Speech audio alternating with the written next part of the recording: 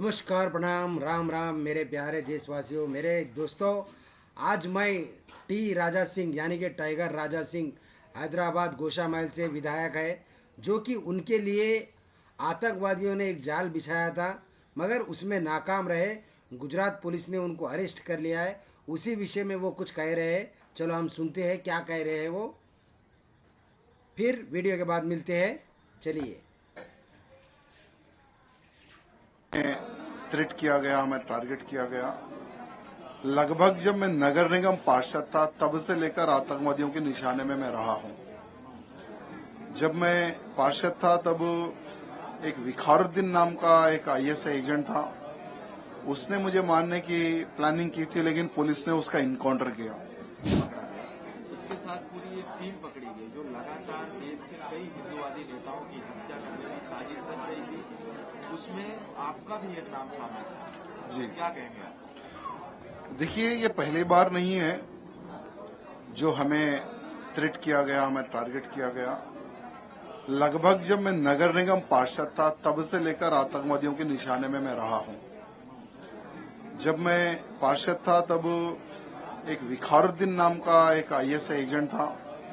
उसने मुझे मारने की प्लानिंग की थी, लेकिन पुलिस ने उसका इनकाउंटर किया।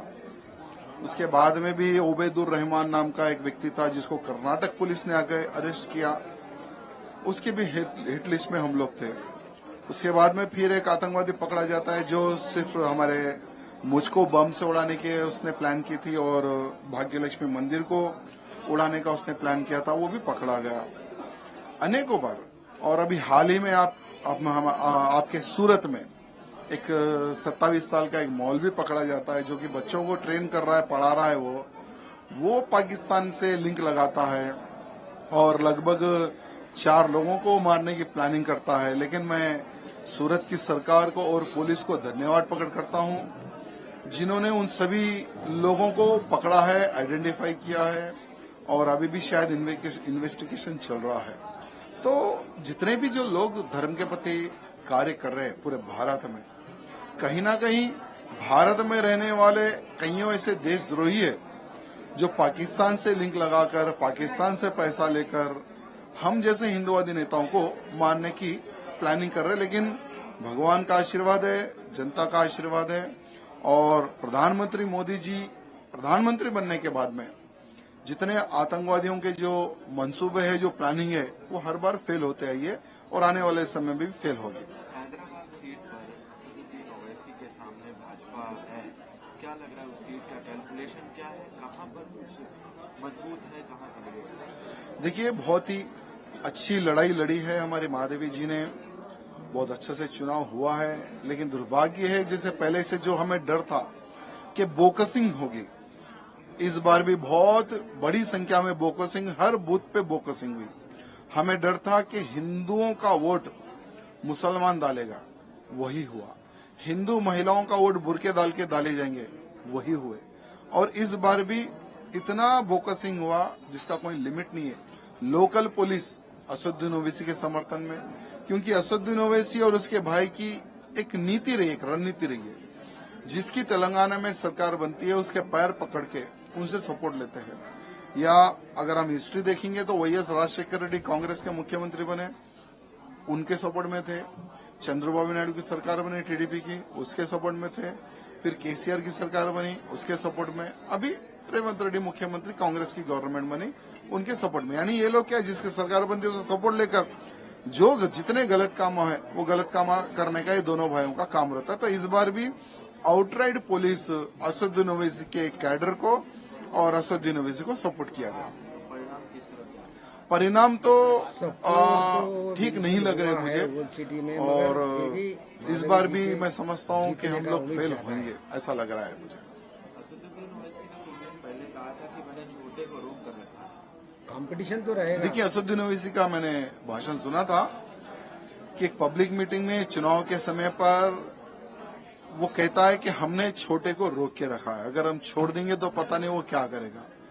तो मैं असदुद्दीन ओवैसी को पहले भी कहा था और आज भी कह रहा हूं कि भाई छोड़ के देखो एक बार, तुम में और हम में क्या ताकत है हम बता देंगे।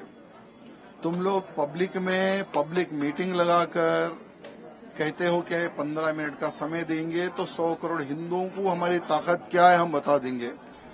इस प्रकार का भाषण देने वाले को हम कहेंगे कि भाई 15 मिनट छोड़ो, 5 मिनट का समय निकाल के आ जाओ। ग्राउंड तुम लोग बुक करो, नहीं तो हम करेंगे।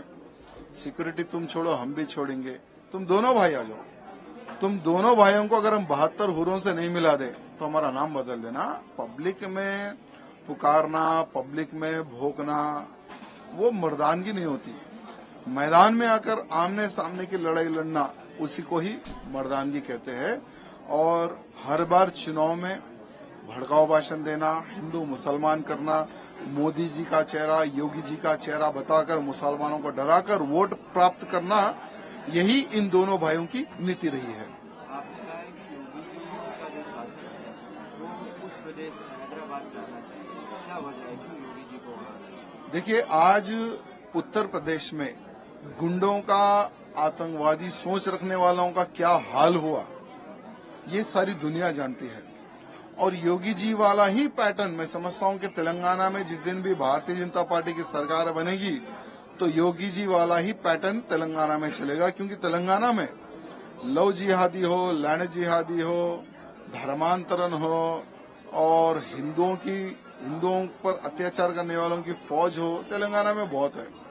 तो योगी जी वाला पैटर्न ही तेलंगाना में इम्प्लीमेंट होगा। और जितने लोग जो आज लव जिहाद के नाम पर हिंदू बहन बेटियों को जो फंसा रहे हैं, उनको जो अंजाम जो उत्तर प्रदेश में हो रहा है, उससे भयंकर अंजाम तेलंगाना में होगा। तो इंडिया गठबंधन एक बार बीजेपी के सामने है, तो इंडिया गठबंधन और भाजपा दोनों की लड़ाई क्या लग रहा है? दिल्ली आज छठवें चरण का चुनाव में चल रहा है। देखिए, अभी दिल्ली में भी अभी पोलिंग चल रही है आज, और दिल्ली में भी बहुत अच्छा रिस्पांस आ रहा है। बीजेपी के समर्थन में ही वोट गिर रहे हैं। और आप देखेंगे कि 4 जून के दिन जब काउंटिंग होगी, मोदी जी को कभी भी पब्लिक ने कभी, मोदी जी हमेशा आह्वान करते थे पब्लिक से, तो कभी पब्लिक ने मोदी जी को निराश नहीं किया। मोदी जी का नारा था 400 बार, और 100% तीसरी बार भी प्रधानमंत्री मोदी जी ही बनेंगे, कोई ताकत भी नहीं रोक सकेगी। और रहा ये इंडी गठबंधन आज एक बहुत बड़ा करप्शन गठबंधन है और जनता जानती है। और ऐसे इंडी गठबंधन के किसी नेता को लोग जिताना पसंद नहीं करेंगे, क्योंकि लोग भारत देश की सुरक्षा चाहते हैं, हिंदू अपने आप की सुरक्षा चाहता है। आज किसी ने नहीं सोचा था कि बनते हुए राम मंदिर के हम दर्शन कर सकेंगे। राम मंदिर बन रहा है, लोगों में विश्वास बढ़ा है कि मथुरा भी बनेगी और काशी भी बनेगी। तो इसलिए जितने भी जो सनातनी हैं, वन साइड मोदी जी को वोट डाल दिए हैं। और आप देखेंगे कि 4 जून में फिर से भारत देश में भगवा लहराएगा। ओवैसी ने अपने बयान में कहा है कि अगर मोदी जी आ गए, 400 पार हो गया, तो आरक्षण खत्म हो जाएगा। कहीं न कहीं उनका मुस्लिमों के वोट को लेकर। देखिए, SC, ST, OBC का आरक्षण कभी खत्म नहीं होगा।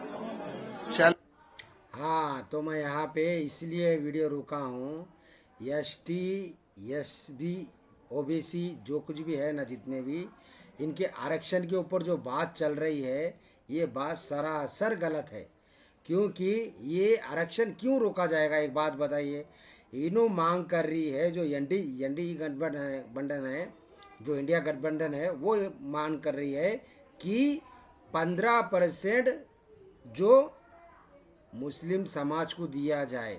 तो इसके विरोध में बीजेपी कहती है कि OBC, SC, ST ये लोग कहाँ जाना चाहिए फिर, जब देश की आर्थिक जितनी समझती है, जितनी संपत्ति है, उसमें से 15% अगर वो लोगों को दिया जाएगा तो बाकी के लोगों को क्या दिया जाएगा। ये बात के ऊपर बहस हुई है। ये बात के ऊपर बहस नहीं हुई है कि ये आरक्षण पूरा बंद कर दिया जाएगा। ये गलत अफवाह फैला रहे हैं। तो यही बात मैं कहना चाह रहा हूँ। बस मेरा विचार तो यही है। जो बात है, उनको 15% चाहिए बोल के इन्हों दे तुम बोल के बोल रहा है कांग्रेस, मगर ये गलत बात है, गलत विषय है। ऐसा कैसा हो सकता है? देश में वो एक ही नागरिक है, दूसरे नागरिक का नहीं है। ये सोचना नहीं चाहिए क्या? चलो फिर आगे वीडियो देखते हैं हम। करता हूं मैं, हाँ, आरक्षण अगर खत्म होगा तो मुसलमानों का होगा, क्योंकि संविधान के खिलाफ कांग्रेसियों ने 4% किसी राज्य में 12% देंगे, इस प्रकार से उन्होंने मुसलमानों के नाम पर वोट लेने के लिए आरक्षण पे आरक्षण घोषित किया था। लेकिन संविधान के खिलाफ में किसी मुसलमान को आरक्षण मोदी जी देने नहीं देंगे।